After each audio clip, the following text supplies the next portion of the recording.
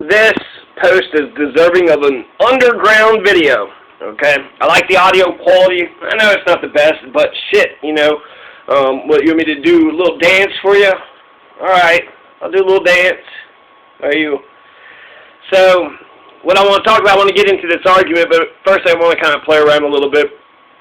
You have this Manchester bombing, and there already was a 1996 Manchester bombing which the Irish did because of the occupation that Britain has in Northern Ireland. So the occupation of Britain, of the United Kingdom, being part of the island of Ireland, there was a big bombing that destroyed a bunch of property. 212 people were injured, and they said that they were very apologetic about it. The Irish, the IRA, the Irish Revolutionary Army, I suppose, the IRA, whatever the IRA is. And so they blew up a block in Manchester, and it injured 212. It didn't kill anybody, so this Manchester bombing, it might be called the Manchester Arena bombing, just to differentiate it between that Ireland bombing. But the last thing about that Manchester bombing by the Irish, they actually credit it with the revitalization of that square. So maybe Manchester needs a bombing every once in a while, That's only if there's no injuries, okay? So they revitalized it, and so Manchester is up and coming. They're doing a whole bunch better now. Now, you got 22 people dead. 22 people dead at this Ariana Grande concert. And, that's fucking bullshit. That's fucking bullshit. The guy that fucking did that, fuck that guy. Fuck him. He killed innocent people that were going to a concert and they were, dancing around. Now, while I abhor violence of all kinds, I'm comparing it to the atrocities that Donald Trump so far has committed. On St. Patrick's Day, you had 278 people that were killed. 278 people were killed in an airstrike in Mosul. 278 civilians, okay? Maybe a collateral damage, right? Didn't Timothy McVeigh get, he said collateral damage because he killed like 20 children. We killed 278. So this Manchester bomber, this Manchester Arena bombing killed 22 people. 22 people are dead. But that doesn't compare to 278. 278 is way worse than 22. There are 278 people, let's just say, Canada drops a bomb in some St. Louis town. Let's say they're going after the KKK. They're going after terrorism, okay? So they bomb these KKK people, and they happen to kill 278 innocent civilians. The United States doesn't go to war with Canada. We don't go to war and, gung-ho and do anything and everything we can in order to rectify that situation. You gotta do something, right? You gotta do something. Well, okay, because they're bombed in Missouri. Let's go kill people up in Ontario. Were the terrorists even from Ontario? Oh, we don't know. So that just adds to the vicious cycle of violence, okay? And this lady, she totally is pro-violence, and she won't admit it. She just won't admit to it. She acts like, no, I'm a good person. She's just one of those people that thinks that you can just say the opposite, and then everything is just A-okay. No, you're absolutely wrong with what you're saying. You don't have any heart or compassion, so you're wrong. I don't care if you think that I'm getting, no, I'm not getting, okay, so let's go back up here, and it says here, does anyone think that the bombings from the radicals will ever stop? Okay, well, I had a joke about that. I was sitting there thinking about it. She's totally saying, well, what are you going to do? Do nothing? Are you going to do nothing? If you want to stop terrorism, then stop fueling it. If you want to stop terrorism, then look at Mosul and the 278 civilians that were killed there and tell me that you hated that. Don't tell me you hate terrorism only when, what, a bunch of white people? It's England. It's not even America, the honky motherland. So a bunch of white people get blown up, that's when it's a crime. Only when Europe or the United States, has crimes happen to them, that's the only time it becomes a crime. But if it's a crime to a bunch of poor Iraqi people in Mosul, who right now is being held hostage, right? So they have to look over their back for ISIS, got to look over their back for the United States. That's an unbearable situation. I couldn't imagine living in that situation. And then that's not the only war crimes. There's thousands of people that Donald Trump has killed. We got boots on the ground in Somalia now. We are officially bombing 7 countries. Every once in a while we have to bomb Algeria for some reason and Eritrea. So we bombed, this country, that country. We got special ops all throughout Africa. At any given day, there's 96 operations, at least in 20 countries or more in Africa. We just give a $120 billion arms deal to Saudi Arabia. Saudi Arabia, one of the worst terrorist outfits out there. So each one of those examples, you're serious about stopping terrorism? Okay, don't give $120 billion to the biggest terrorist state sponsor of terrorism, the most extremist right-wing government that produced 15 of the 19 9/11 hijackers. We're giving $120 billion. You're serious about stopping terrorism? Then quit propping up these goddamn governments. So that's $120 billion in Saudi Arabia. What about all those wars in Africa? I'd like to think that the U.S. government is doing good and is on the right side, but the U.S. government has been wrong many times. They called Nelson Mandela a terrorist, and they gave weapons to bin Laden, right? Ronald Reagan gave weapons to bin Laden to fight the Russians, and then he's funneling weapons against Nelson Mandela, who was against apartheid. You know who was in favor of Nelson Mandela? Castro. Fucking Fidel Castro was sending, out of Cuba, out of that tiny little island, sending troops to South Africa to fight on the side of Nelson Mandela. Meanwhile, Ronald Reagan is funneling money and arms to Nelson Mandela's enemies. Is that the country you want to live in? We're just going to trust them to do the right thing? No, they have power. They have the ability to abuse that power. The only way they don't abuse that power is if somebody's paying attention to them the whole time. So that's not the 278. I thought that was a pretty big atrocity to compare and contrast to, but people were pointing out that there was an 8-year-old girl. Well, there was, Manchester bombing. Somebody got pissed off. It was like, it's not a false flag. I mean, to be honest, I don't really know. I wasn't there. I'm leaning on the side that it probably was this suicidal terrorist. I don't think there's crisis actors or anything like that, but I actually wasn't there. So, I think you should, go into this situation with sort of an open mind. You don't know who it was or why it had happened. But I was like, well, yeah, you should be serious about it, okay? Babies did die. Babies died. And so, an 8-year-old girl. And I was like, well, hell, there was an 8-year-old girl that got killed in Yemen. In the very first airstrike, Donald Trump becomes president, big inauguration. There's 10 people that was killed over that weekend. Nobody knows who. It was by our drones. But the Mattis and Trump, neither one of them takes credit for it. So you got rogue generals going around killing people. You think that's going to win hearts and minds? You think that doesn't create a whole bunch more terrorists?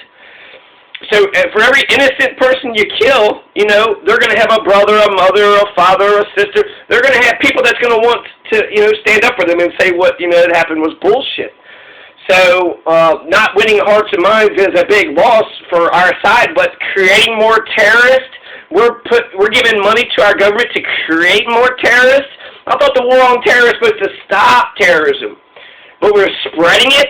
We're showing that violence begets violence, and we just keep on adding to the circle of violence. And what's so crazy is that the United States is pretty much insulated with our big-ass oceans. So we don't see the day-to-day. Like, if you're in Israel or Palestine, I can understand why Israelis hate Palestinians and Palestinians hate Israelis, right? They're bombings. They've been bombing each other for quite some time. They don't ever stop, and, that's just something that's fresh on their mind. 9/11 is still fresh in our minds because it never happens. It never happens here.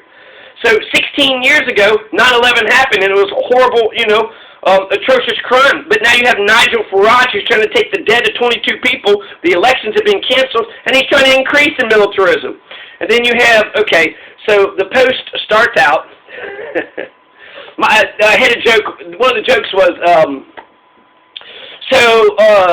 maybe since there's still terrorism, right? Terrorist attack just happened in Manchester.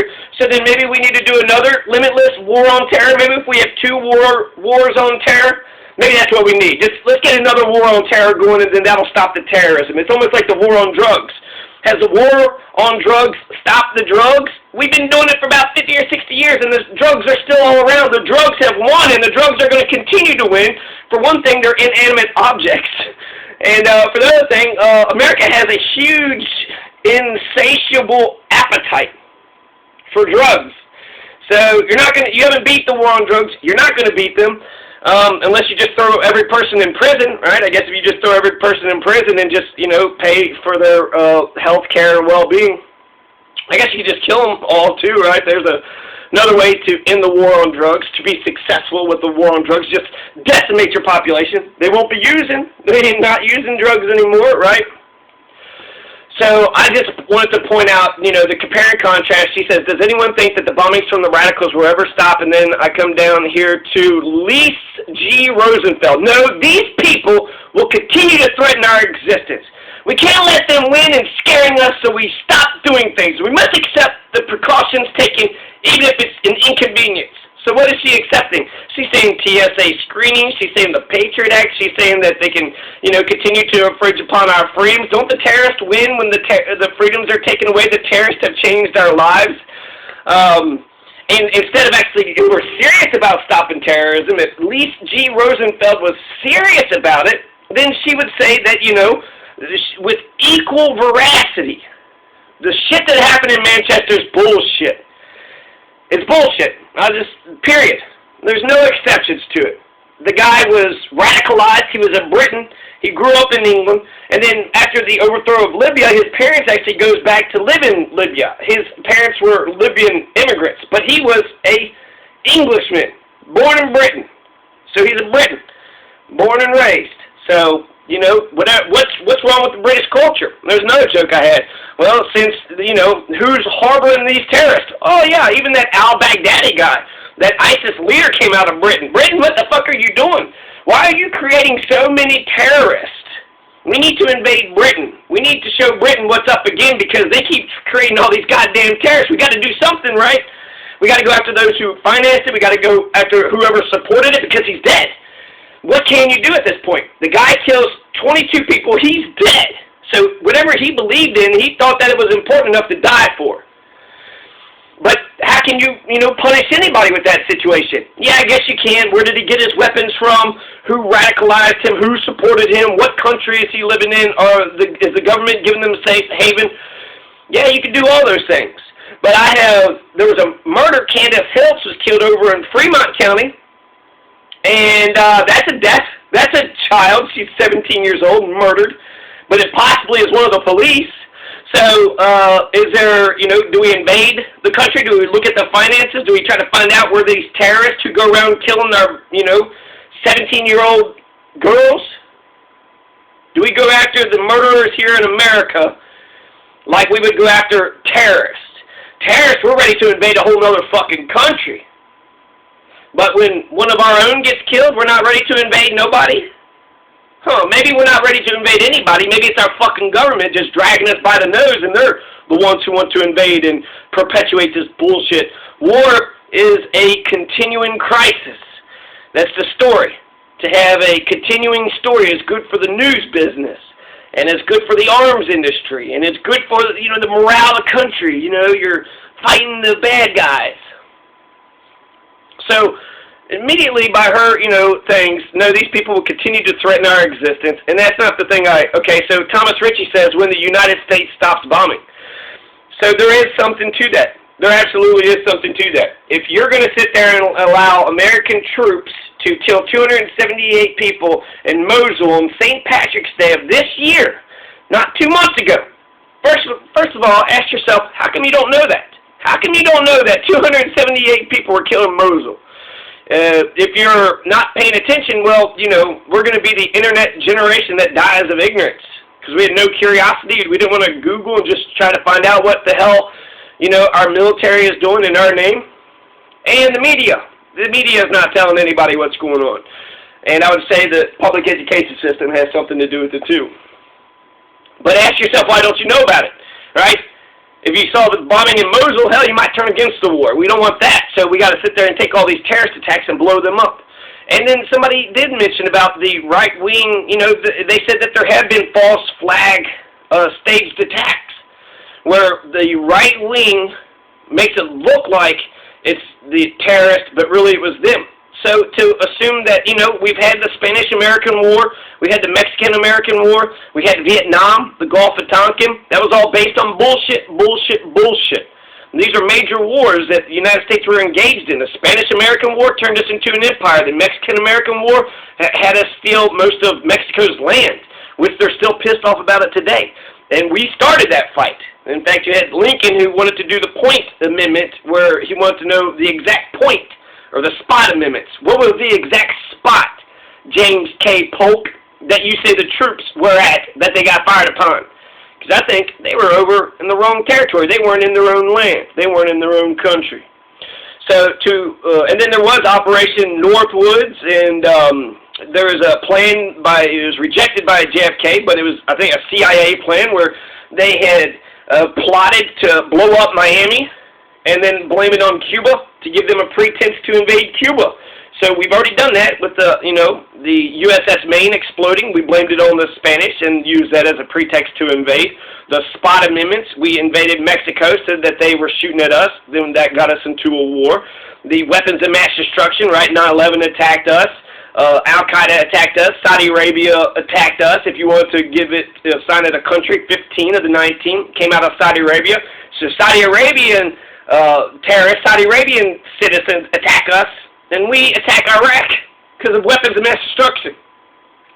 So it's a little different, but to assume that governments don't lie, and to assume that, I think false flags can very well happen. That was the Reichstag, too. That's how Hitler came to power. He set the Reichstag on fire, blamed it on the communists, and then cracked down. So a self-inflicted wound to create more power for himself. And then this Lise G. Rosenfeld is she is so buying into it. These people, she's so scared, she's like sitting at home looking at all this blood and carnage and like, oh my God, I can just go to a concert and be blown up. It's not happening. You're more likely to be killed by a police officer than a terrorist. You're more likely to fall down the steps or slip in the tub or teddy bear. You're more likely to die by a teddy bear than to be killed by a terrorist. I have no fear of any terrorism happening on our streets, but I do fear that terrorism can happen on our streets if we continue to bomb the fuck out of everybody. People don't like it when you bomb the fuck out of them. So hold people off. We're not trying to take land. We're not trying to take resources. We're not trying to occupy a country. We're not trying to take we're not an empire. We're a republic. Let's respect our boundaries, respect everybody else's boundaries. If one country invades another country, then let's go blow the hell out of them. And then let's come home. Let's not take any territory. Let the neighbors all take whatever it is, right? We can put a U.S. embassy, and then we can be these great humanitarians. Start winning hearts and minds, because we're losing hearts and minds. The world fucking hates us. They think that the biggest threat to world peace is the United States government. And I don't know. I'd like to not think that that's true. But apparently, they like Putin better. And, so, yeah. So, let's see. Her point is, we don't bomb people like this. At least we try to bomb the guilty, right? Nelson Mandela, the guilty, I'm sure. I'm editing this comment. Says, apparently I didn't add, we don't strap bombs on us and walk into places like that. God, you know what I'm saying? Yeah, you're trying to say that because people strap bombs on themselves and blow themselves up, that somehow we are better than those people. My critique of that, argument is the reason why they're putting bombs on themselves is because they're desperate. They are desperate. They don't want to be blown up to smithereens. They don't want to die. No, wait. They don't like to be blown up. Okay, so I don't know why this guy did it. I'm trying to think, why did he put a strap of bomb? It's Libya, so because we overthrew the government of Libya. Did that have anything to do with it? Is it the discrimination that Muslims get every day in Britain? So what, if you're truly serious about stopping terrorism, find out why that guy did it. Why did you do that? And if the point was, well, you kept, there was a guy, my neighbor, he just kept stabbing my foot. I'd wake up and he'd just be stabbing my foot with a knife. And I got pissed off and I was like, fuck everybody. If that's the thing, then if you want to stop that from happening, stop that fucking neighbor from stabbing him in the foot. So I think we should ask that man. We should ask that man, So I think in general that we're fueling a kind of terrorism around the world, but did we fuel the Manchester arena bombings? And what do we do about it?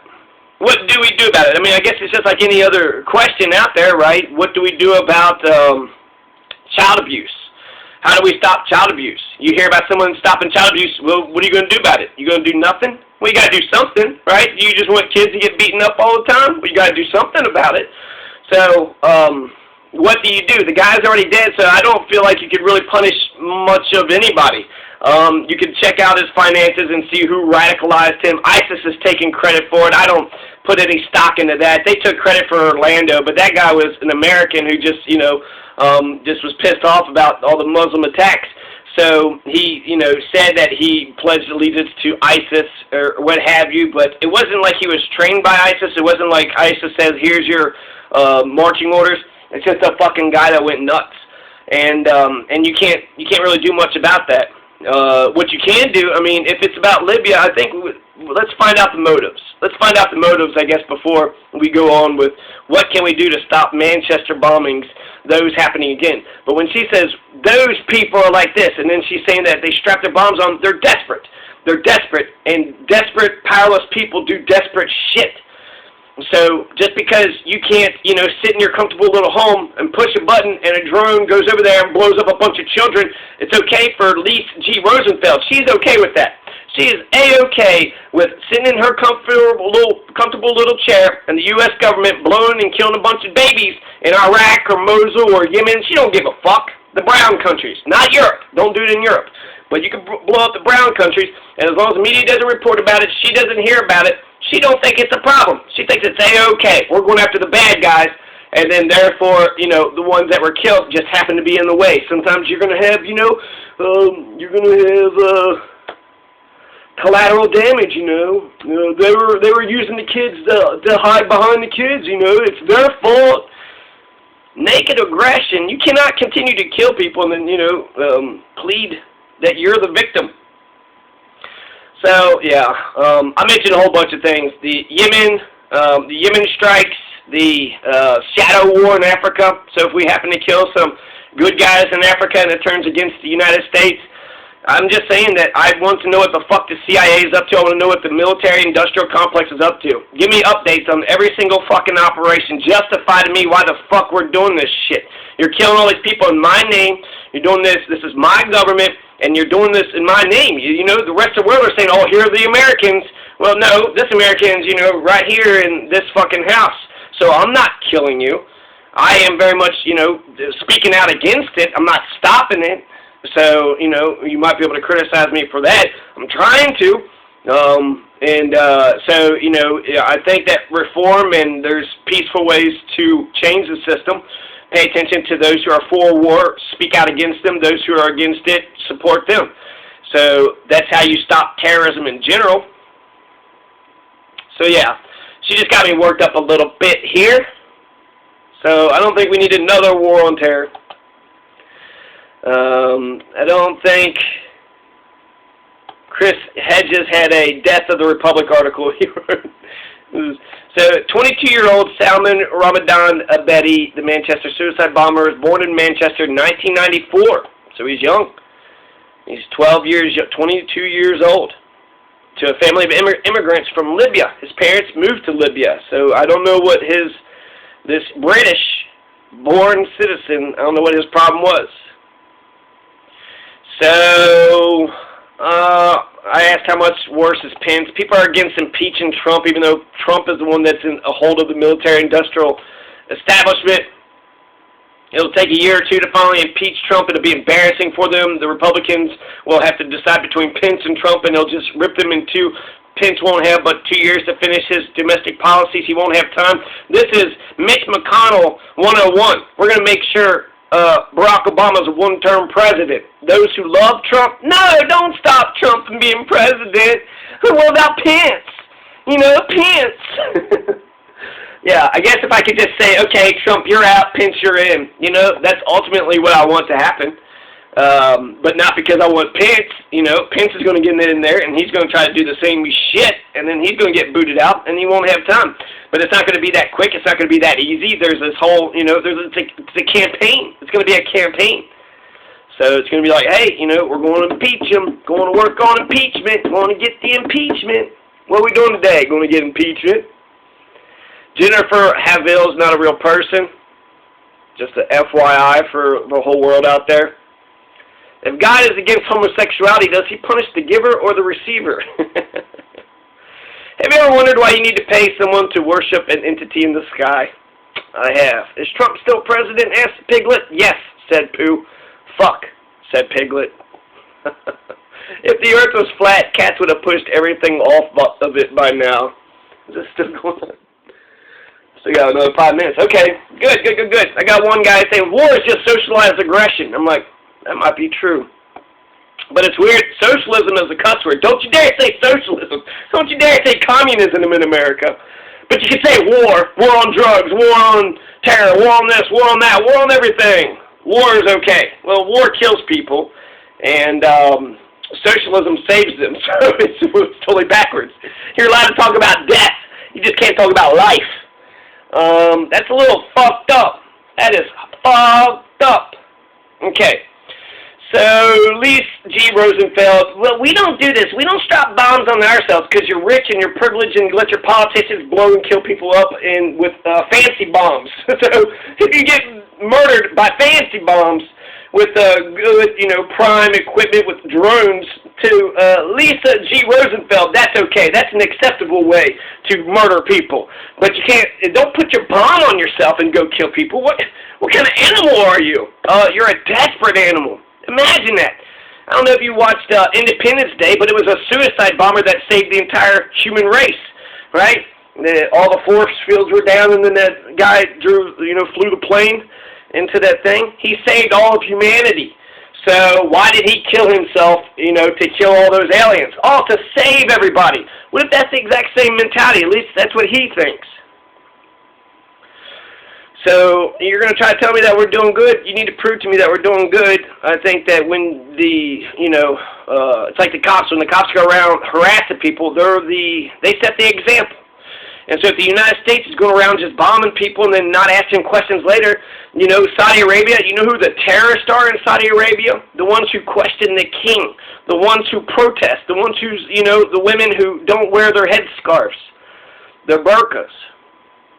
That's the terrorists in Saudi Arabia. The ones who question the government of Saudi Arabia are the terrorists.